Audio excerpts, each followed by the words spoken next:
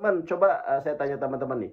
Teman-teman yang di bawah, kelihatan nggak bapaknya ini?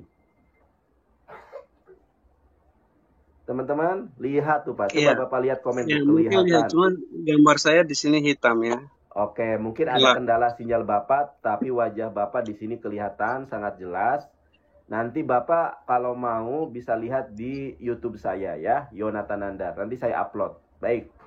Gimana Oke, Bapak? di sini Ah? ya, di sini saya tidak terlalu banyak Banyak apa? bertanya dan Boleh. tidak juga mau berdebat, hanya satu pertanyaan saja ya. Iya, Ya, pertanyaan atas dasar kasih sukacita. bukan, tapi ketidakpahaman saya. Jadi saya tanya, nanti saya mendengar aja Baik, penjelasan baik. Saya, saya, dari saya, Pak saya Nandar ya. selesaikan. Baik, baik. Silakan. Oke, jadi Pak Nandar kan sering bahas tentang Yesus kan, tapi di sini saya tidak akan bahas tentang Yesus. Karena Iya. itu bagi saya itu sudah hal yang Langsung Pak. terus-terusan Bapak, diulang-ulang. ya Bapak mau tanya aja langsung aja Pak. Karena kan Ya, di saya, sini saya saya harus juga banyak jelasin yang dulu. nunggu. Baik, silakan. Saya harus jelasin dulu. Kalau Baik, baik. bahas tentang Yesus itu hal yang sudah istilahnya sudah basi lah ya, karena perdebatan tentang Yesus itu tidak selesai, nanti diulang-ulang lagi. Adapun dikasih jawaban masih belum pas dan lain sebagainya kan. Nah, jadi pertanyaan saya itu tentang Terputus sinyal ya, terputus. saja Di dulu. eh, silakan Pak. Diulangi tadi pertanyaannya apa? Quran surah, Mm-mm. Jangan di ini mikrofonnya jangan dimatikan. saya tidak matiin. Tadi mati Pak. Lihat teman-teman lihat loh. Oh ya, Gini, oke. Bapak jangan sambil buka perangkatnya, kecuali Bapak buka dengan perangkat yang lain atau HP yang lain. Kalau Bapak buka dengan perangkat yang Bapak pakai sekarang, itu saya tidak bisa mendeteksi suara Bapak, begitu loh. Paham ya? Kalau Bapak buka HP ini sambil buka aplikasi, maka tidak akan terdeteksi suara Bapak. Nah, kalau Bapak mau buka, misalnya mau buka data, pakai perangkat yang lain nih, seperti saya nih. Nah, ini HP saya, yang saya gunakan live HP iPhone, ya kan? Gitu. Oke Pak ya, paham ya? Gimana Pak? Pertanyaannya apa Pak? Oke. Ya, apa pertanyaan Bapak? Ya, saya hanya bertanya tentang Quran surah, Ya, berapa? ya. Nah, kalau Bapak buka Quran aplikasi nggak surah bisa. pasal 19 ayat 33. Ya, Ah, boleh di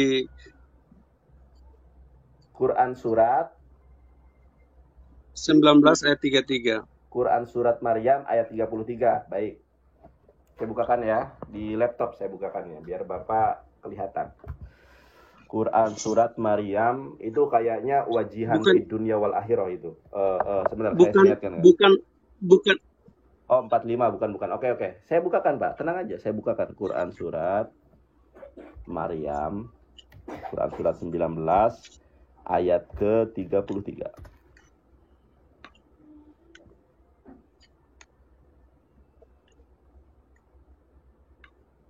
Oh, begitu. Baik. Saya bacakan kepada Bapak, saya balikan kamera ya. Ini Pak Dikodemus, ini kucing saya, namanya Agus. Kucing saya ini namanya Agus, Pak Nikodemus. Ya, kita lihat ayatnya langsung sekarang. Quran surat Maryam ayat ke-33. Ya, saya bacakan Al-Qur'annya. A'udzubillahi minasyaitonirrajim. Wassalamu alayya yawma yulidtu wa yawma amutu wa yawma yub'atsu hayya. Apa? Artinya, dan kesejahteraan semoga dilimpahkan kepadaku pada hari aku dilahirkan, pada hari aku meninggal, dan pada hari aku dibangkitkan hidup kembali. Pertanyaannya apa? Sudah saya baca ayatnya. Iya. Mm-mm. Ya, pertanyaan Ya, pertanyaannya apa? di Al-Quran kan Isa tidak mati ya, tidak meninggal. Nah, Lalu bagaimana dengan ayat ini? Coba dijelaskan. Baik. Oke. Jadi di sini Yesus berdoa, semoga kiranya keselamatan kepadaku pada hari aku dilahirkan, pada hari aku meninggal dunia, dan pada hari aku dibangkitkan hidup kembali. Ingat Pak, satu hal yang harus dipahami oleh orang Kristen dan kaum muslimin, bahwa Al-Quran tidak pernah mengakomodir, ingat, Al-Quran tidak pernah mengakomodir, Al-Quran tidak pernah menyatakan bahwa Yesus mati di tiang salib. Makanya saya bawa tema ini. Al-Quran menyatakan di dalam Quran surat An-Nisa ayat 157, saya bacakan. Saya bacakan ayatnya ya. Oke, saya buka dulu Al-Quran nih. Quran surat An-Nisa. Quran surat An-Nisa ayat 157. Bapak catat juga ya, 157.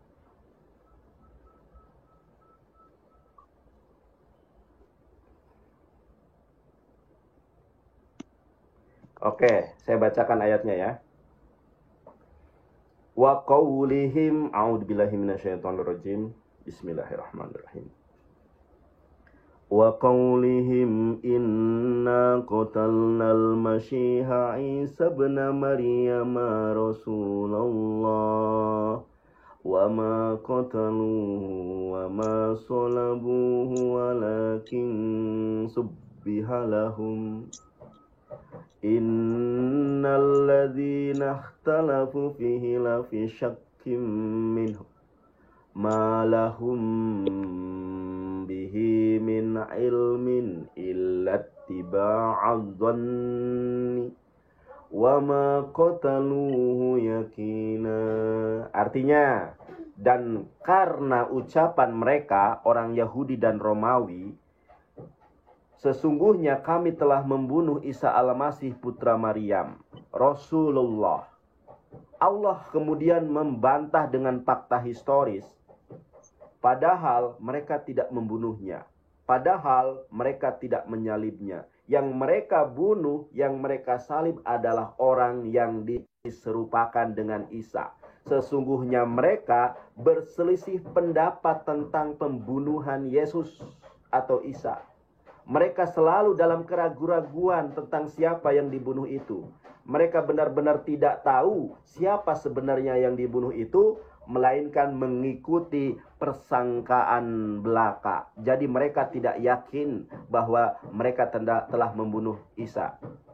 Jadi Allah sudah menegaskan nih, bahwa di dalam Al-Quran tidak pernah ada keyakinan bahwa Yesus mati di tiang salib. Akan tetapi Yesus diserupakan.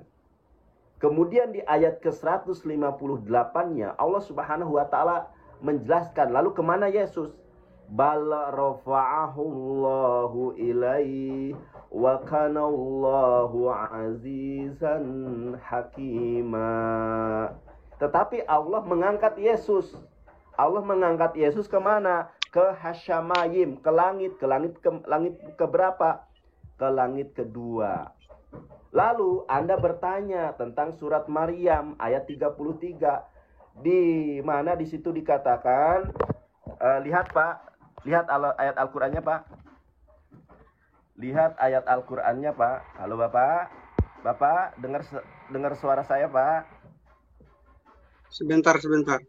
Oke, kalau saya jelaskan Bapaknya, kalau Bapak Pak, sebentar dulu. Oke. Baik. Jadi begini Pak ya, kalau saya lagi menjelaskan, tolong fokus dengan apa yang saya jelaskan. Nanti Bapak tidak paham dengan apa yang... Baik, saya tunggu sebentar, silakan. Pak, sebentar. Saya keluar sebentar, nanti masuk lagi. Iya, baik, silakan. Oke, saya keluar sebentar, nanti masuk lagi. Iya, baik.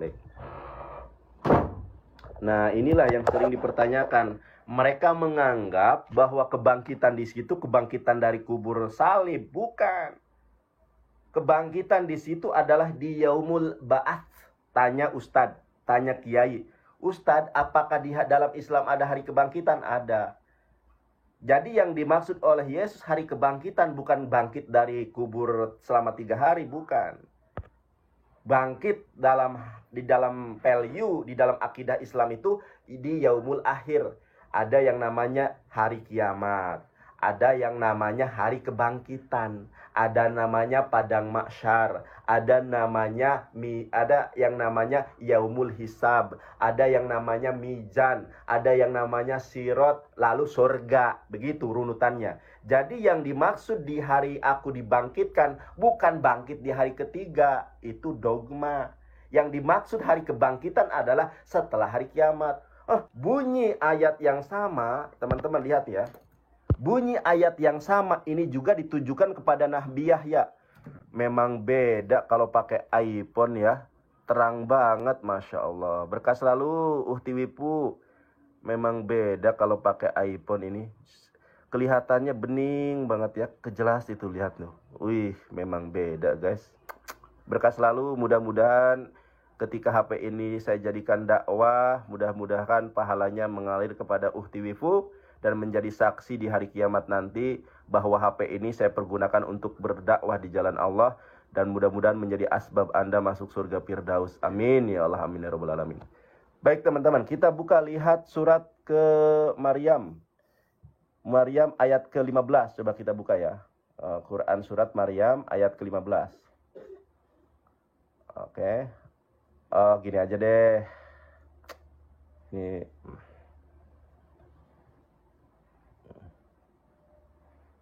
Inilah ya, ini. Jadi Kristen itu menggado-gado keyakinan Islam dengan keyakinan Kristen, ya beda. Quran surat 19 ayat ke-15.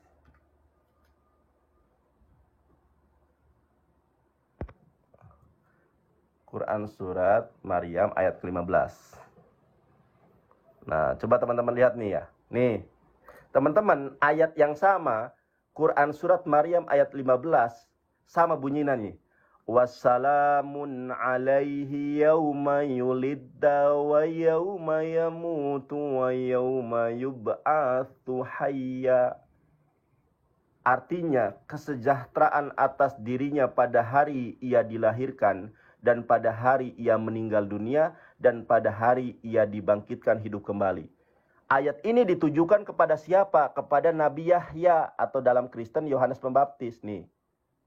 Kita lihat dari ayat Nah ini nih ya, dari ayat ke-12 saya bacakan nih. Ya, a'udzubillahi minasyaitonirrajim. Ya Yahya khudil kitaba biquwwati wa atainahul hukma sobiyya. Hai Yahya, ambillah Alkitab itu dengan sungguh-sungguh dan berikanlah kepadanya, dan kami berikan hikmah selagi ia masih kanak-kanak. Nah ini Yahya ya kan, ayat bercerita tentang Yahya 12. Kelanjutannya ayat 13.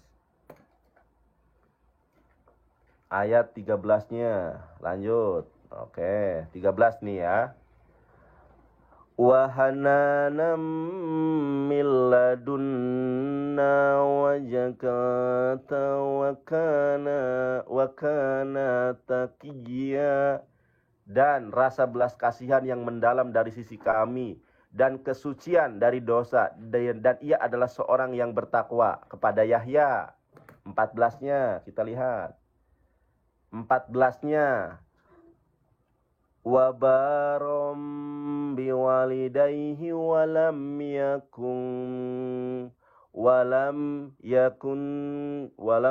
yakun jabaron asyiya, ya. Wa barom biwalidayhi walam yakun jabaron asyiya.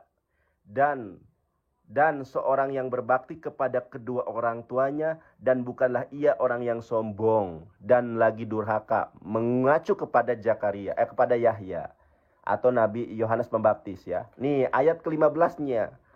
Wassalamun alaihi yauma yulidta wa yauma yamutu wa yauma yub'atsu hayya.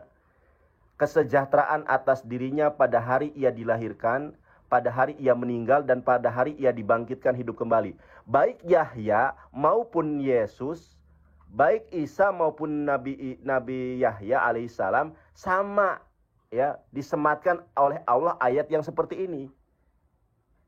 Dan kalau mau diasumsikan bangkit hari ketiga, maka di mana di dalam sejarah Kristen Yahya hidup dibangkitkan kembali pada hari ketiga? Enggak ada. Ini dibangkitkan hidup kembali, namanya di Yaumul Ba'ats, di hari kebangkitan setelah hari kiamat. Tanya ulama, tanya ustadz, tanya kiai, pasti sama dengan saya. Saya bukan ustadz, bukan ulama, tapi konsepsi iman, konsepsi Islam seperti itu. Nah, bukan kebangkitan hari ketiga, dudul. Ini kebangkitan di hari kiamat. Makanya Yesus pun mengatakan, pada hari kebangkitan tidak ada kawin mengawin. Di dalam Kristen saja Yesus sudah menjelaskan, di hari kebangkitan tidak ada kawin mengawin. Jadi dibangkitkan bukan hari ketiga, nanti di hari kebangkitan, di hari kiamat. Nah, paham sampai di sini? Oke, kita anggap paham ya. Mana bapaknya nih? Pak Nikodemus, Mestrian, open camp Pak. Iya. Oke. Iya, sudah kelihatan? Oh, nah gitu Pak, sudah Pak. Tadi Bapak sudah mendengar apa yang saya jabarkan Pak? Sudah. Nah, jadi begitu Pak ya. Jadi yang dimaksud dibangkitkan hidup kembali itu nanti di hari kebangkitan, sebagaimana Yesus mengatakan. Sebentar Pak ya, saya selesaikan. Sebagaimana Yesus mengatakan, sebentar Pak. Sebagaimana Yesus mengatakan pada hari kebangkitan tidak ada kawin mengawin. Itu yang dimaksud hari kebangkitan. Itu yang dimaksud Yesus dibangkitkan hidup kembali. Karena di dalam Quran surat Maryam ayat ke-15 ternyata ayat yang sama disematkan kepada Nabi Yahya, atau Kristen mengenalnya Yohanes Pembaptis. Di dalam sejarah Kristen yang mana Yohanes Pembaptis bangkit dari kubur? Nggak ada kan? Itu berbicara tentang hari kebangkitan. Baik, ada lagi? Iya. Baik, kalau bahas tentang Alkitab, mungkin itu bukan bagian Bapak. Karena kalau Bapak bahas tentang Alkitab, pasti tidak seperti yang sebenarnya. Karena cara penafsiran Bapak pasti berbeda. Cuma saya hanya mau bertanya. Sudah kan Bapak sudah bertanya tuh. Oke, sudah ya, satu pertanyaan. Sekarang saya mau bertanya kepada Bapak. Nah, jangan, tidak perlu. Tadi saya tidak mau. Jangan? Kok kenapa dengar jangan? Dengar dulu. Saya belum selesai. Bapak berkata bahwa, Bapak bilang bahwa itu doa daripada Yesus. Iya, benar. Baca Quran surat, Quran surat Maryam ayat 15 dan 33. Coba Anda resapi bersama. Anda ketika saya mau bertanya tentang Alkitab, Anda mengatakan itu kitab kami, tidak boleh menafsirkan. Lah, Anda juga bertanya kitab saya, kok Anda mau menafsirkan Al-Quran? Maaf, saya tidak menafsirkan. Saya cuma bertanya bagian-bagian yang memang saya tidak pahami. Iya, lalu itu sudah saya jelaskan. Bapak boleh jelasin, gitu dong. Iya, sudah saya jelaskan tadi. Oke, saya mau tanyakan. Tapi gini, Pak Nikodemus, saya sampaikan ya. Anda tadi sudah bertanya, saya sudah sampaikan. Ini aturan saya, satu kali pertanyaan selesai, maka Anda tidak boleh bertanya lagi kecuali Anda menyelesaikan tema Yesus tidak disalib. Kalau Anda sudah menyelesaikan Yesus tidak disalib, Anda boleh bertanya apapun setelah itu. Gimana? Ini aturan kalau saya. Begitu. Iya. Nah, Bapak boleh bertanya setelah tema ini selesai. Sebentar. Kalau Bapak sudah selesai tema Yesus tidak disalib, puluhan pertanyaan akan saya jawab. Ingat. Ini tadi Anda sudah bertanya tentang hari dibangkitkan, itu bukan Yesus bangkit di hari ketiga. Di dalam Islam itu ajaran paganisme. Nah, di dalam Islam Yesus diangkat ke langit kedua. Di ajaran Islam hari kebangkitan itu nanti setelah hari kiamat, yang namanya di dalam Islam namanya Yaumul Ba'ats, hari kebangkitan. di mana nanti orang Ya, manusia jadi akan dibangkitkan. Sebentar. Sekarang Anda tidak boleh bertanya kecuali Anda menyelesaikan Yesus tidak disalib. Setelah Anda menyelesaikan Yesus tidak disalib, maka puluhan pertanyaan yang akan Anda layangkan, saya siap untuk meladeninya. Anda bersedia? Mari kita lanjutkan. Tidak bersedia? Saya sediakan karpet merah untuk turun. Bersedia atau kok tidak? gitu? Ingat, kalau Anda, Pak Jadi Nikodemus, saya pertanyaan, yakin, sebentar Pak Nikodemus, Anda orang Papua sangat santun, sudah open cam, saya aturkan terima kasih. Tadi saya sudah sampaikan sebelum ke tema, kalau open cam layarnya presisi, maka saya sudah tunaikan, ya, sudah saya tepati regulasi yang saya buat, open cam layar presisi. Kemudian kedua, open cam boleh bertanya terlebih dahulu satu hal sebelum ke pembahasan. Saya sudah tunaikan, Anda sudah bertanya satu hal dan sudah saya jelaskan. Kalau Anda mau pertanyaan kedua, ketiga, keempat, kelima, selesaikan tema ini terlebih dahulu, baru saya akan menjawab sesuai dengan kemampuan saya. Kalau saya bisa menjawab, saya jawab. Kalau saya tidak bisa menjawab, saya katakan tidak bisa menjawab. Tapi selesaikan oke. tema ini terlebih dahulu. Saya tanya sekarang kepada Pak Nikodemus, apakah Bapak Nikodemus mau bergumul dengan saya tentang tema bahwa Yesus tidak pernah disalib? Mau atau tidak? Ya, oke. Baik, Kalau mau atau Yesus tidak tidak Pak? pernah Nanti biar disalib, mic atau tidak? oke, oke, Oke, siap, terima siap. kasih. Saya berdoa dulu ya Pak ya. Karena Ya, kalau saya silakan mau berdoa. berdiskusi harus berdoa. Nanti Bapak juga boleh berdoa ya. Saya doanya singkat saja Pak. Bismillahirrahmanirrahim. Ya. Ini teman-teman ada polemik di antara teman-teman saya. Bang Nandar, kalau doa jangan di mix dong, jangan di jamah Tuhan, dipilih. Itu hindari kata-kata semacam itu. Bagi teman-teman yang setuju dengan pendapat teman-teman saya yang seperti itu, silakan. Iya, nggak boleh. Kalau setuju, tetap kita gunakan. Nah, sementara ini biar tidak terjadi polemik, saya akan berdoa sesuai dengan apa yang kita lakukan di umat Islam ya. Karena ada yang komentar, Bang Nandar kalau berdoa jangan di mix dong gitu kan. Oke. Pak, sebentar, Pak. Ya, gimana? Sebentar, saya permisi sebentar. Aduh, si Bapak ini mau dimulai, permisi. Oke, Ya, nggak apa-apa. sebentar saja. Oke.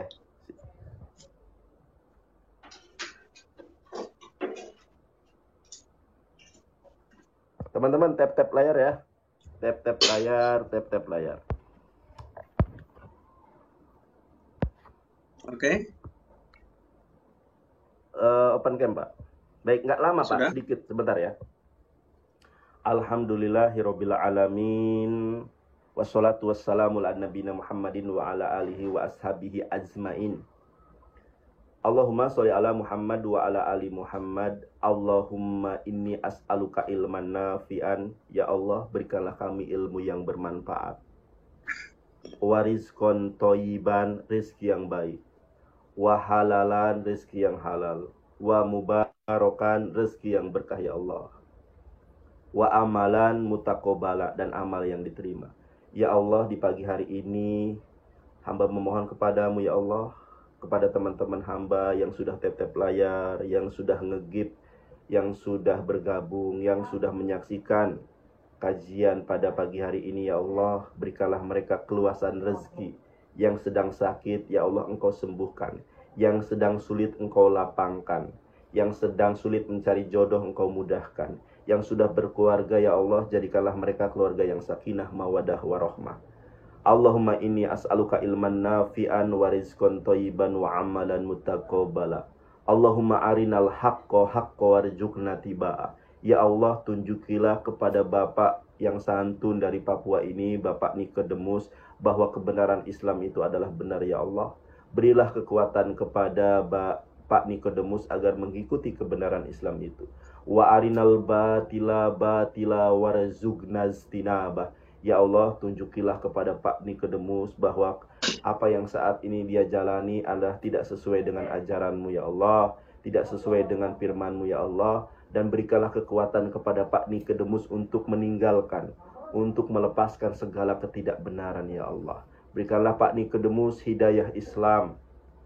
Rabbana hablana min azwajina wa dzurriyyatina qurrata a'yun waj'alna lil muttaqina imama. Rabbana zalamna anfusana wa illam taghfir lana wa tarhamna lanakunanna minal khasirin. Allahumma sholli wa sallim wa barik ala nabiyina Muhammadin wa ala alihi wa ashabihi ajmain. Subhana rabbika rabbil izzati amma yasifun wa salamun alal mursalin walhamdulillahi rabbil alamin. Khususon ila ruhi wal jasadi Bapak Nikodemus, ya Allah berikanlah kelembutan ke dalam hatinya. Al-Fatihah. A'udzubillahi minasyaitonirrajim. Bismillahirrahmanirrahim. Alhamdulillahi rabbil alamin. Ar-Rahmanir-Rahim. Maliki yaumiddin. Iyyaka na'budu wa iyyaka nasta'in. Ihdinas siratal mustaqim. Siratal ladzina an'amta 'alaihim ghairil maghdubi 'alaihim waladdallin.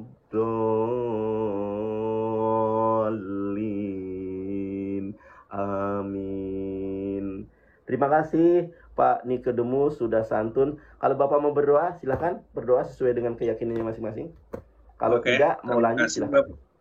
Bapak sudah berdoa, saya juga mau berdoa ya untuk Bapak. Iya. Oke, mari kita Silakan. berdoa ya. Boleh. Bapak di surga, kami bersyukur untuk kesempatan ini. Bukan satu kebetulan kami boleh live acara TikTok. Hamba berdoa, menyerahkan live ini ke dalam tangan-Mu. Engkau Allah yang beracara di tengah-tengah live kami, supaya ketika setiap telinga yang mendengar, mereka boleh mendengar kabar tentang Engkau, dan oleh kuasa Roh Kudus-Mu menjamah dan membawa mereka kepada pengenalan yang benar akan Tuhan. Kami bersyukur oleh karena kasih-Mu, Kau telah menyelamatkan kami bukan dengan usaha kami, bukan dengan kami bayar atau melakukan sesuatu untuk memperolehnya, tapi Engkau memberikan keselamatan secara cuma-cuma kepada kami. Kami bersyukur anugerah yang melimpah bagi kami. Hamba berdoa buat Pak Nandar, Tuhan tolong menjamah supaya dengan kelembutan hati boleh mendengar dan menerima firman-Mu, supaya keselamatan yang kami peroleh, semua orang boleh peroleh itu. Terima kasih Bapa, dalam nama Yesus Kristus kami mengucap syukur dan berdoa. Amin. Baik, terima kasih Pak Nikodemus. Apakah ada Alkitab di tangan Anda? Tidak ada. Tidak ada ya. Terus nanti kalau saya buka data gimana? Bapak Nikodemus ceknya di mana? Oke, apakah itu ya. punya HP lain, perangkat lain seperti saya ini? Kalau saya bukakan, Nanti atau kalau Pak Nikodemus mau saya bantu boleh ya? Saya bacakan aja, bantu ya Pak. Nggak usah. Nggak usah, saya bantu aja.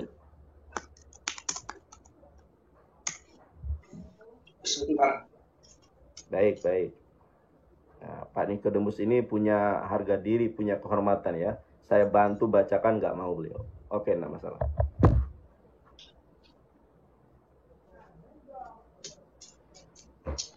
Oke. Ku tak menyangka di belakangku. Oke, silakan Pak Nandar. Baik.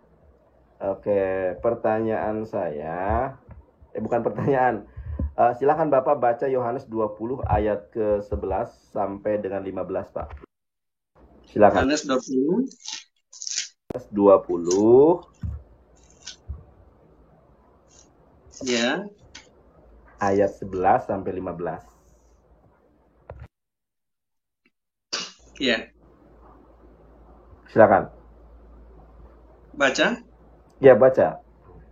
Oke, tetapi Maria berdiri dekat kubur itu dan menangis. Sambil menangis, ia menjenguk ke dalam kubur itu.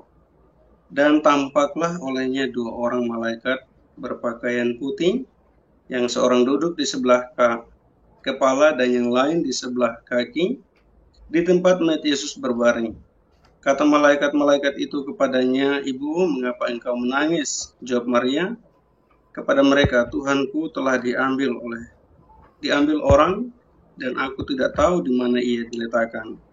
Sesudah Berkata demikian, ia menoleh ke belakang dan melihat Yesus berdiri di situ. Tetapi ia tidak tahu bahwa itu adalah Yesus. Kata Yesus kepadanya, "Ibu, mengapa engkau menangis? Siapakah yang engkau cari?" Maria menyangka orang itu adalah penunggu taman. Lalu berkata kepadanya, "Tuan, jikalau Tuhan mau mengambil dia, katakanlah kepadaku di mana Tuhan meletakkan dia, supaya aku dapat mengambilnya." Kata Yesus kepadanya, "Maria, Maria." Berpalinglah dan berkata kepadanya dalam bahasa Ibrani, "Rabuni," artinya guru. Kata Yesus kepadanya, "Jangan engkau memegang aku, sebab aku belum pergi kepada Bapa, tetapi pergilah kepada saudara-saudaraku dan katakanlah kepada mereka bahwa Dede. sekarang aku akan pergi kepada Bapakku dan Bapamu, kepada Bapakku Sudah dan cukup, Pak. Allahmu." Baik. Tunggu. Oh, Maria baik, Magdalena boleh pergi dan selesaikan. berkata kepada murid-muridnya, "Aku telah melihat Tuhan," dan juga bahwa dia mengatakan hal-hal itu kepadaku. Baik, pertanyaan saya, Pak. Iya, Pak. Ya. Apakah ada kejanggalan dari ayat yang Bapak baca, Pak? Kejanggalan, coba. Iya, ada Saya yang tidak janggal, menemukan ada kejanggalan yang di sini. muskal, ada yang miskol, ada yang janggal itu dalam bahasa Sundanya tepararuguh. Janggal itu tepararuguh. Apa bahasa Sunda itu? Janggal itu sesuatu yang inilah aneh begitu ya? Tidak ada. Tidak Saya ada. tidak Baik, menemukan karena sesuatu Anda yang aneh di mengatakan sini. tidak ada, sekarang saya tanya. Maria Magdalena adalah satu-satunya wanita, Pak, yang pernah mencium Yesus. Mohon maaf ya kalau saya dulu mencium itu, muah gitu ya. Itu adalah Maria Magdalena di dalam Lukas 7 ayat 38. Dan satu-satunya orang yang pertama kali mengunjungi kubur Yesus adalah Maria Magdalena. Pertanyaan saya, kenapa Maria Magdalena tidak mengenali Yesus di ayat ke-14-15? Pertama, Maria tidak mengenali Yesus. Yang kedua, bahkan Maria menuduh bahwa Yesus adalah pasukan kuning atau penunggu taman. Yang ketiga, menuduh Yesus yang mencuri mayat Yesus. Pertanyaan saya, apa sebab Maria Magdalena tidak mengenali Yesus? Bapak sebelum menjawab baca 1 Korintus 4 ayat ke-6. Di dalam 1 Korintus 4 ayat ke-6, jangan melampaui atas apa yang tertulis. Jadi kalau Bapak mau menjawab, datanya ditampilkan dulu atau paling tidak dibacakan baru dijelaskan. Pertanyaan saya, kenapa Maria Magdalena tidak mengenali Yesus Kristus dari ayat yang sudah saya paparkan barusan? Silakan Pak Nikodemus. Sebelum dijawab, Pak Nikodemus ini pendeta atau jemaat, saya tanya? Saya orang biasa. Orang biasa. Baik Pak Nikodemus, inilah salah satu tanda-tanda orang Papua, hatinya lembut ya teman-teman, santun, tidak ada hujatan. Pak Nikodemus, salam. Saya dari orang Sunda. Bapak tahu suku Sunda? Nggak tahu, Pak? Iya. Nah, Tahu saya dari Sunda, dari Jawa Barat, Kuningan. Satu-satunya debater Muslim dari Kuningan, Jawa Barat. Silakan Pak, dijawab, monggo. Oke, Pak Nandar.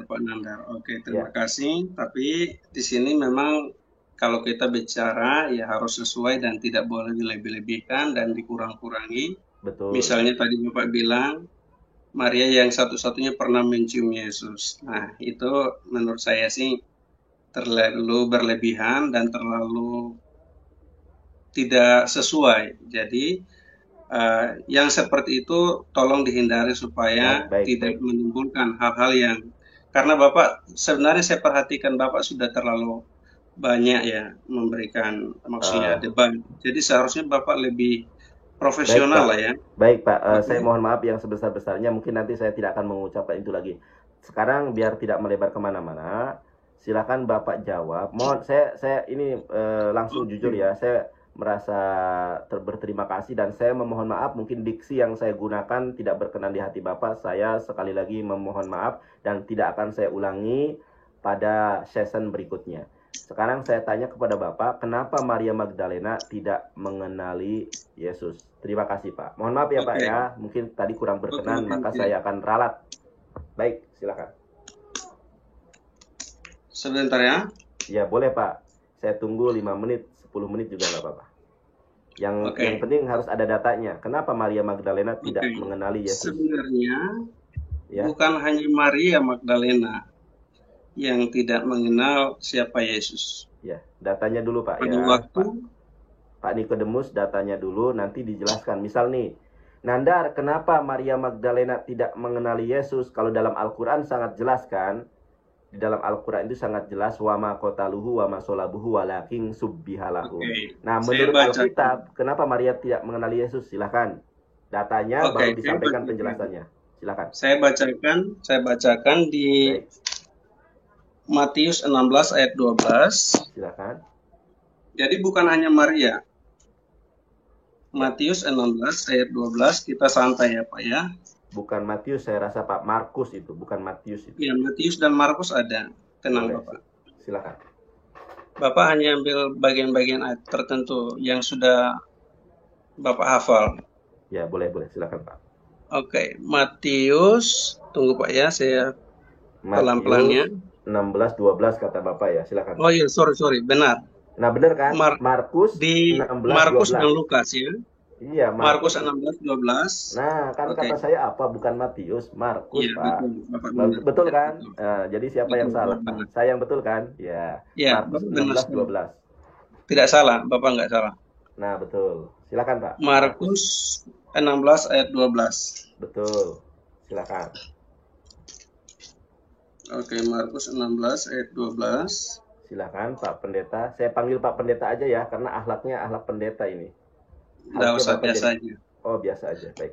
Jadi kalau pendeta itu terlalu apa Tinggi. ya? Terlalu terhormat menurut saya. Baik. Siapa? Bapak Nikodemus berarti ya. Ya, 12 sampai 16. Baik. Sesudah itu ia menampakkan diri dalam rupa yang lain. Saya harus baca dari ayat 9 supaya lebih Boleh, jelas. silakan boleh, Pak. Setelah Yesus bangkit, udah Udah. perhatikan ini ayat 9. Setelah Yesus bangkit pagi-pagi pada hari pertama minggu itu, ia mula-mula menampakkan dirinya kepada Maria Magdalena. Mm-mm. Daripadanya Yesus pernah mengusir 7 setan. Mm-mm. Lalu perempuan itu pergi memberitahukannya kepada mereka yang selalu mengiringi Yesus dan yang pada waktu itu sedang berkabung dan menangis. Jadi saya baca harus lengkap semua. Saya Boleh. memotong-motong. Boleh, Bapak. Silakan, Pak. Boleh, Pak. Ayat 12, tetapi ketika mereka mendengar bahwa Yesus hidup dan telah dilihat olehnya, mereka tidak percaya. Jadi perhatikan bahwa Yesus hidup, ya, dan telah dilihat olehnya. Olehnya ini siapa? Maria. Tapi mereka tidak percaya. Siapa mereka yang tidak percaya? Mereka itu adalah murid-murid Yesus yang sedang ketakutan dan sedang bersembunyi. Oke. Sesudah itu ia menampakkan diri dalam rupa yang lain. Jadi ia menampakkan diri dalam rupa yang lain.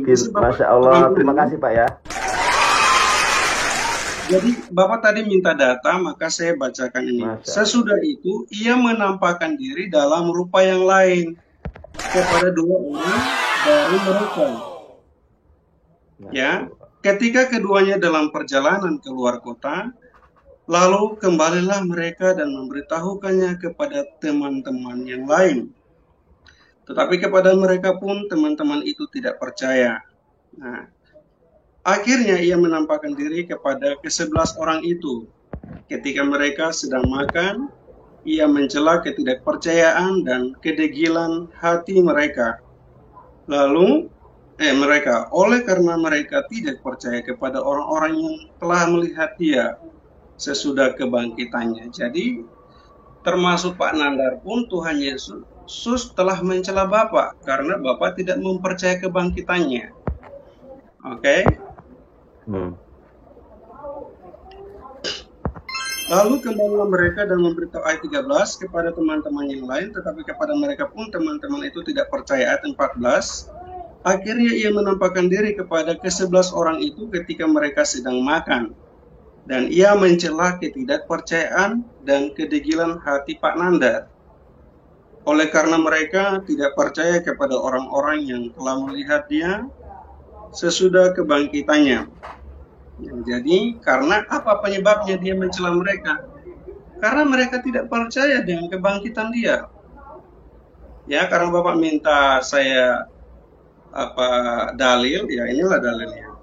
Lalu ia berkata kepada mereka, pergilah ke seluruh dunia, beritakanlah Injil kepada segala makhluk. Dia sampaikan, pergi kepada seluruh dunia. Memberitakan siapa? Memberitakan tentang kebangkitan Yesus. Ya, beritakan Injil kepada segala makhluk. Sudah, Siapa Pak? yang percaya dan didengar ya, ayat 16, siapa yang percaya dan dibaptis akan diselamatkan. Saya berharap kita di topik ini aja ya, tidak boleh lari-lari.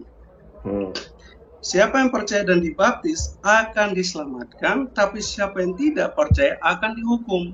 Jadi bagi barang siapa yang tidak percaya akan kematian dan kebangkitan Yesus, dia akan dihukum.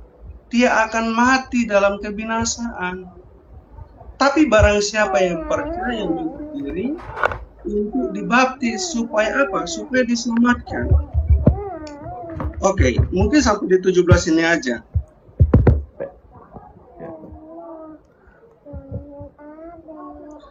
Oke, atau saya lanjut lagi di... Saya tanggapi dulu, Pak. Sebentar, Pak ya. Ini ada anak saya sebentar, Pak ya. Anak saya mau ini. Taruh dulu, Pak. Nih, Dedek nih HP-nya. Nih HP-nya nih. Ada pula yang bilang data karangan Paulus. Enggak. Ini adanya di situ. Padahal penulis kitab Markus dan baik Pak, terima kasih Pak. Boleh saya tanggapi ya? Mohon maaf Pak, tadi ada anak saya. Iya, tidak. Ini saya ingin mengapresiasi Bapak dulu karena pertama Bapak ini cakap bahasa Indonesianya lancar ya, jadi sangat mudah dipahami, kita yang mendengar enak, dan tutur kata yang Bapak sampaikan ini santun, kemudian kejujuran Bapak juga mantap. Jadi Bapak ketika saya tanya kenapa Maria Magdalena tidak mengenali Yesus, Bapak menjawab karena Yesus berubah rupa. Ini saya aturkan terima kasih dan ini saya apresiasi Pak dulu Pak ya, saya apresiasi dulu ya. Baik, saya tanggapi Pak ya. Saya tanggapi dan terima kasih atas kejujuran Bapak. Apakah ini live di YouTube? Kenapa Pak? Apakah ini di YouTube live? Oh, kalau itu saya tidak tahu. Kalau teman-teman biasanya ada yang nge-live-kan saya. Kalau saya pikir Bapak yang... Kalau ini biasanya teman-teman saya nge-live-kan, tapi nanti saya upload Pak. Biar nanti menjadi pelajaran buat yang lain. Oke. Dan buat teman-teman yang nge-live-kan, tolong saya peringatkan, jangan menggunakan thumbnail yang ngawur. Kadang saya lagi gitu dibuatkan thumbnail. Ingat ya, kalau ada semacam itu saya tegur langsung ya. Ini buat thumbnail bukannya begini, malah yang lagi gitu dibuat, kan kurang asem gitu ya. Oke, kita lihat nih Pak ya. Terima kasih Pak. Jadi betul apa yang Bapak sampaikan. Kenapa Maria Magdalena tidak mengenali Yesus? Karena Yesus berubah rupa Pak. Yesus berubah rupa itu bukan hanya di dalam Markus 16:12 Pak, tetapi banyak di ayat-ayat yang lain Pak ya. Contoh ini salah satu karunia Tuhan. Salah satu karunia Tuhan kepada Yesus Kristus. Lalu Yesus berubah rupa, Matius 17 ayat kedua. Markus 9:2, Yesus berubah rupa. Kemudian Lukas 9:29, lalu Yesus berubah rupa ya. Jadi salah satu anugerah yang diberikan Allah kepada Nabi Isa atau Yesus Kristus adalah berubah rupa. Nah, Bapak yang saya hormati, Al-Quran sudah menyatakan bahwa yang disalib, yang dibunuh itu bukan Yesus, tetapi orang yang diserupakan. Tentu ketika ada orang yang diserupakan, maka Yesus konsekuensinya harus berubah rupa. Dan mohon maaf Pak, saya mau menyampaikan data juga. Ada data di abad pertama Pak. Ini saya tunjukkan bukunya ya Pak ya. Ini bukunya Menguak Injil-Injil Rahasia. Buku ini ditulis bukan oleh orang Islam ya. Kalau orang Islam mungkin dikiranya subjektif. Ini ditulis oleh seorang Romo ini, Desi Ramadhani SJ. Bisa di screenshot ya, langsung baca sendiri. Ini orang Kristen. Nah, ternyata pernyataan Al-Quran mengenai perselisihan tentang yang disalib itu sudah terjadi di abad pertama Pak. Kita lihat nih Pak ya. Ini ada Gospel Basilides. Gospel Basilides ini ditulis pada abad pertama 117 sampai 138 Masehi. Di sini di Basilides mengatakan menurut Basilides Yesus menyerahkan salibnya kepada Simon dari Kirene, dan dengan suatu cara Yesus berhasil mengelabui mata semua orang ketika Yesus meminjamkan bentuk raganya kepada Simon pada saat penyaliban. Ternyata Yesus berubah rupa, dan kemudian ada orang yang diserupakan dengan Yesus itu adalah fakta historis yang tertulis di abad pertama. Bahkan Bapak yang saya kasihi, mohon di ini Pak, bahkan tertulis juga di dalam dokumen Nag Hammadi, The Second Trials of the Great Set, dan Wahyu Petrus dalam bahasa Koptik, kemudian dan di dalam Injil Yudas juga mengisahkan hal yang serupa Pak. Nah saya mohon maaf Pak, bukan sombong ya, saya punya berbagai macam Alkitab. Bahasa Ibrani ada, saya bisa baca. Bahasa Inggris ada, saya bisa baca. Bahasa Yunani ada, saya bisa baca. Ada Alkitab bahasa Arab pun, ini dari MUI Pusat ya, dari Ustadz Abu Dedat, terima kasih. Ada. Dan Injil Yudas pun saya punya Pak. Gospel Yudas saya punya Pak. Ini Gospel Yudas teman-teman ya. Saya punya Gospel Yudas nih. The Gospel of Judas. Ternyata Al-Quran itu hanya memberikan fakta bahwa di abad pertama sudah terjadi perselisihan sesama Kristen. Ini yang disalib siapa ya? Benar Yesus atau tidak? Nah, Al-Quran menyatakan di dalam Quran surat An-Nisa 157 bahwa orang-orang di abad pertama itu berselisih paham. Bahkan mereka tidak betul-betul yakin bahwa yang dibunuhnya itu adalah Yesus. Menurut Gospel Basilides, yang dibunuh itu adalah Simon dari Kirene. Nah, akan tetapi saya punya pendapat lain. Siapa yang dibunuh dan disalib itu? Menurut pendapat saya, Pak Nikodemus, yang dibunuh dan yang disalib itu adalah Yudas Iskariot. Mohon maaf Bapak yang saya hormati, boleh Bapak kiranya membaca di dalam Matius 27 ayat ke-5 dan Kisah Para Rasul 1 ayat ke-18. Silakan Pak. Matius 27 ayat Matius 27 ayat ke-5 dan Kisah Para Rasul 1 18. Ini menurut analisa saya, yang dibunuh dan yang disalib itu adalah Yudas Iskariot. Faktanya Matius 27 ayat ke-5 dengan Kisah Para Rasul 1 ayat 18. Silakan Bapak yang saya hormati. Matius 27 ayat ke-5 Pak. Ayat 5, oke. Iya, silakan. Ayat 5. Boleh. Maka ia pun melemparkan uang perak itu ke dalam bait suci, lalu pergi dari situ dan menggantungkan diri. Nah, di sini kematian Yudas bagaimana Pak?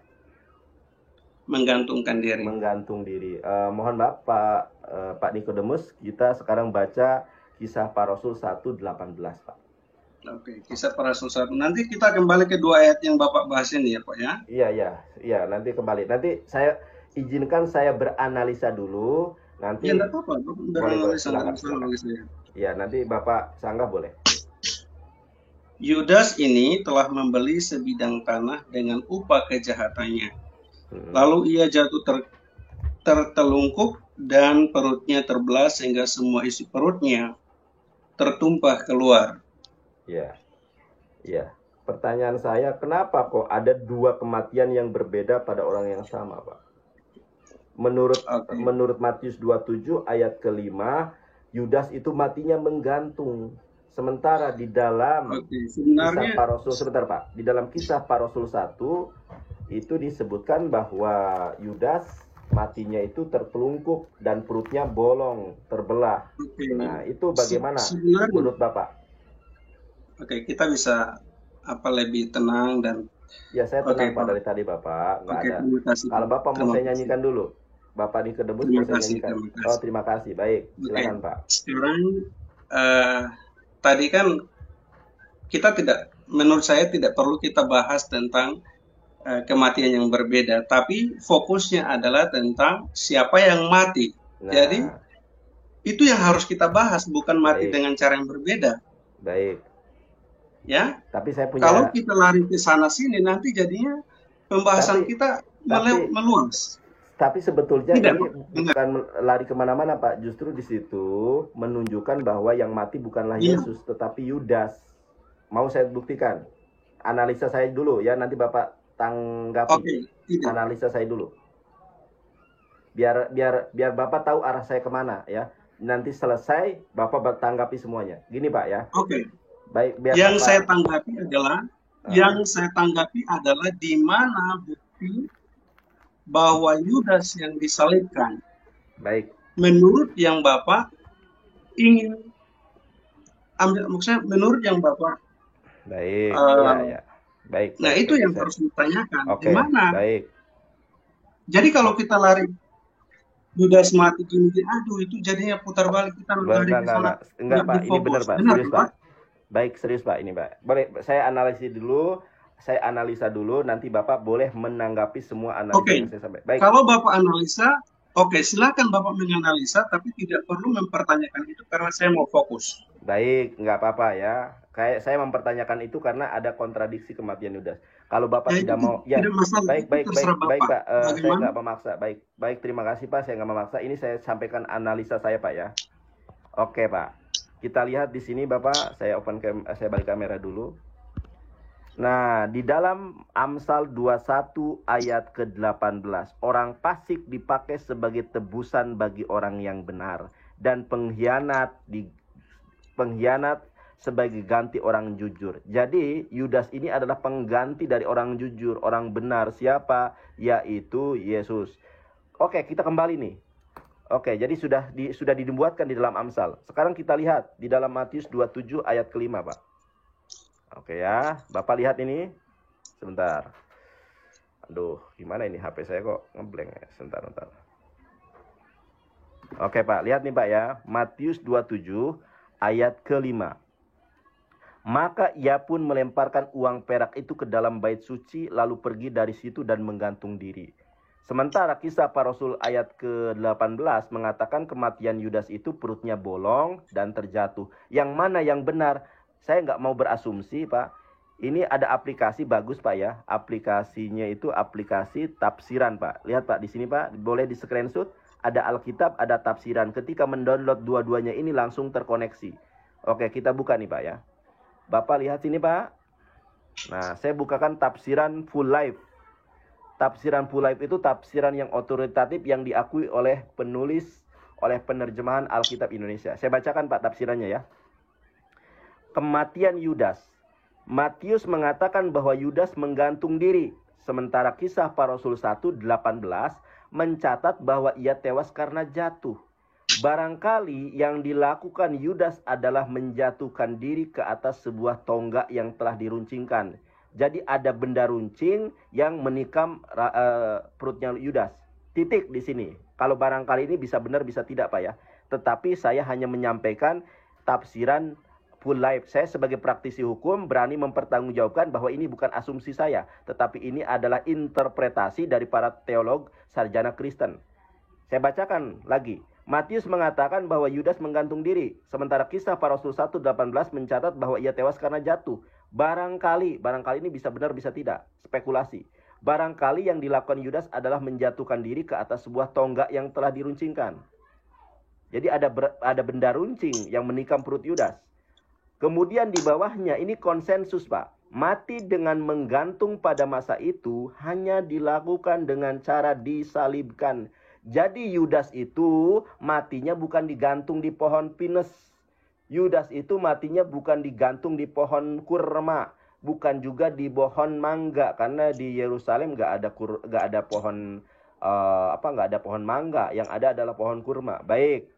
Nah, bagaimana analisa saya? Analisa saya adalah Yohanes 19:34, Pak. Yohanes 19 ayat ke-34. Ternyata kenapa perut Yudas itu terburai, Pak? Yohanes 19:34. Tetapi seorang di antara prajurit itu menikam lambungnya dengan tombak dan segera mengalir keluar darah dan air. Jadi ketika Yudas menggantikan Yesus di tiang salib, maka sosok yang di tiang salib itu adalah Yudas. Bapak nanti searching tombak tentara Romawi. Tombak tentara Romawi ini segede tangan saya. Bayangkan kalau tombak tentara Romawi menikam perut saya, itu perut saya bolong dan akhirnya keluar jeroan Yudas. Nah, sebentar Pak, saya selesaikan 1 menit, kurang lebih 1 menit, nanti Bapak boleh tanggapi. Nah, makanya tentara Romawi itu dalam keraguan-raguan, ini Yudas apa Yesus ya? Ini Yesus apa Yudas? Ini Yesus ada orang lain. Karena tidak yakin kalau itu Yesus, maka si Yudas ini dilemparkan. Makanya ketika Maria Magdalena mengunjungi kubur Yesus untuk membalsemi Yesus, di situ nggak ada mayat. Yang ada adalah Yesus yang sedang berdiri, yang tidak dikenali oleh Yudas. Karena Yesus tidak pernah disalib. Sebentar Pak, satu lagi. Dan ketika Thomas mencucukkan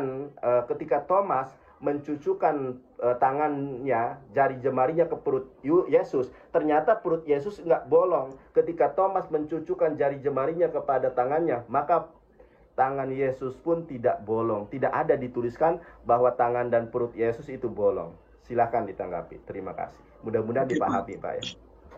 Pak? Ya, silakan Pak. Karena suara saya apa namanya ya? Apa suaranya kurang bagus?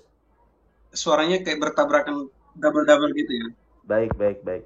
Jadi saya Loh, Pak. Loh, suara, aduh. Mungkin kepental suaranya kurang bagus teman-teman ya. Mungkin kepental. Pak Nikodemus, saya sampaikan terima kasih.